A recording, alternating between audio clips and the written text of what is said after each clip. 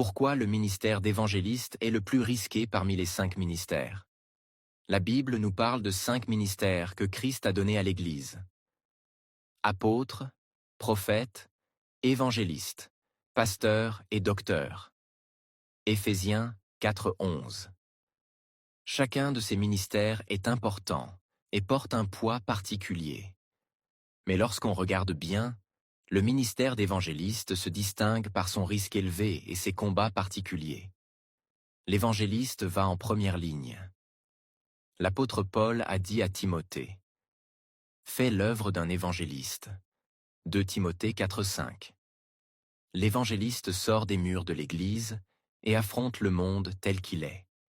Il va dans les rues, les villages, les nations païennes, parfois dans des zones hostiles où le nom de Jésus n'est pas accepté. Il dérange les puissances sataniques qui contrôlent les âmes. Exemple. Philippe en Samarie. Acte 8, versets 5 à 7. Il a annoncé Christ, et aussitôt les démons ont commencé à crier en sortant des gens. L'évangéliste dérange les ténèbres. Là où l'évangéliste arrive, les sorciers, les marabouts, les idoles et les fausses religions se sentent menacés. C'est pourquoi il est souvent combattu, rejeté, emprisonné ou même tué. Étienne, qui annonçait la vérité avec puissance, fut lapidé à mort. Acte 7, versets 54 à 60. L'évangéliste prend donc un risque de vie chaque fois qu'il ouvre sa bouche. L'évangéliste travaille sans confort. Contrairement au pasteur qui a une église locale ou au docteur qui enseigne dans un cadre établi, l'évangéliste est toujours en mouvement. Il ne profite pas d'une stabilité matérielle ou émotionnelle. Comme Paul, il doit supporter la faim, les voyages, les naufrages, les prisons. 2 Corinthiens 11, 23 à 27. C'est un ministère de sacrifice total, sans garantie humaine. L'évangéliste ouvre la porte aux autres ministères.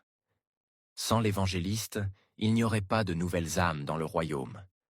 C'est lui qui arrache les captifs des ténèbres et les amène au Christ. Ensuite, les apôtres, prophètes, pasteurs et docteurs peuvent les former. L'évangéliste est comme un soldat en première ligne. Il prépare le terrain pour que l'armée de Dieu avance.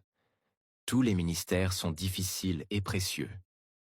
Mais si on parle de risques et de dangers immédiats, le ministère d'évangéliste est le plus exposé. Il va là où personne ne veut aller. Il affronte directement les ténèbres. Il risque sa vie pour que les âmes soient sauvées. Voilà pourquoi Jésus a dit: « La moisson est grande, mais il y a peu d'ouvriers. » Matthieu 9, verset 37.